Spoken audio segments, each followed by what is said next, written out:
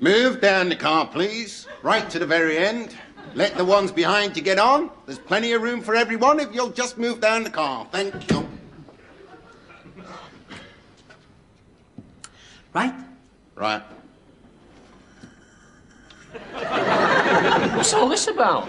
International code flags. Flown by ships at sea to transmit messages. What do they mean? The top one says, I wish to communicate with you. And the bottom two? My engines are going astern, and I am dragging my anchor. I see. Hey, opposite, you haven't got a flag that says get a bloody move on. I've got a ball's match in half an hour, have you? Les, don't pay no heed to him, Mort. You'll make your final speech, love, without let or hindrance. Just so long as you finish it in time for me to feed Milkman's horse. Thank you, Annie. Well, ladies and gentlemen, I lie here on my deathbed, surrounded by all those who and whom I hold nearest and dearest. There are exceptions to that, of course. I see. Well, if Mother, that's your attitude... Please, go on, Uncle Mort. Take your time. But don't be too long, because I've got an appointment at the hairdresser's at 2:30. What about me? I've got an appointment with death. I grant you that's not as unpleasant as going to barber, but for me, in my condition, it's all I've got to look forward to in life. I know how you feel. I've got my wife's cooking to look forward to when I leave here. You want to go with them to heaven, then? They're bound to have bloody good canteen facilities up there. They do and all. They have a change of menu every day, a change of gravy every week, and a manageress with big knockers. Right then. First of all, I have to inform you that I have left my affairs all in order. I've cancelled my subscription to Exchange and Mart. I've collected my spats from dry cleaners. And I've made individual, but small, bequests to each of you. To you, Annie, I leave my most precious possession. Oh, ta very much, Mort. What is it? My cat. It'll come in right handy next time you sweep chimney, and if you're careful at dandruff, it'll make a most acceptable mould for a suet pudding. To you, Carter, I'll leave an article what will help to hold things together when your life seems to be falling apart. My stapling machine. And I also leave you my torch. May it shine as a beacon through life's future vicissitudes. May its warm glow in the dank fogs of winter inspire you with the memory of the face I always wore when confronted with life's many and varied adversities.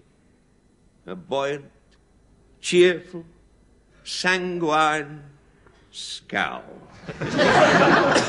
Well... To you, Pat, I leave something which will be of inestimable value to your impending bambino. Oh, thank you very much. Just what I wanted. But do you think you could change it to a squash racket? Pardon? Well, you see, when Nigel's born, he'll need to take up squash as a relaxation from being a professor of difficult sums all day. The gift I have for your baby is not of the material variety. It is a few words of advice contained in a poem by that distinguished Welsh poet, raconteur and part-time milkman, John Ormond. I copied it out of a damp Christmas cracker. It goes thus. Hail to thee, Winston Place, former Lancashire cricketer, decorous at the crease, who on retirement became a umpire, but retired from that too, finding it obnoxious to give people out. God, in your utmost heaven, let this be a lesson to you. Oh, I'm sure it will, if Nigel ever becomes an umpire, or God. I thought long and hard about you, Les, and finally I plumped for something what you've craved off me for many a long year. What's that, your smoker's cough? No. My wooden arch supports. What's that? May they give you as much pleasure as what they've given me, and may you always cherish them. Certainly. And they'll come in right handy for propping open the coal shed door. For you, Linda, I have reserved something very special. Oh, smashing, kid. Where is it? My last kiss. Bloody hell, I never knew you had a first one. Oh, I... Blackpool, Bank Holiday Monday, 1922, when my late wife fell head first into the jellyfish-infested brine. Ha! I kissed the donkey what tripped her.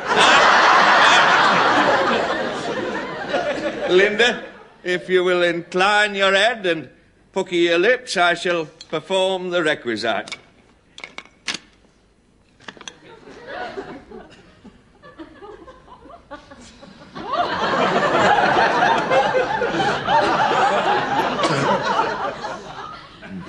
Well, you must have been at it years to get as good as that. Oh, well, I served all through First World War, you see.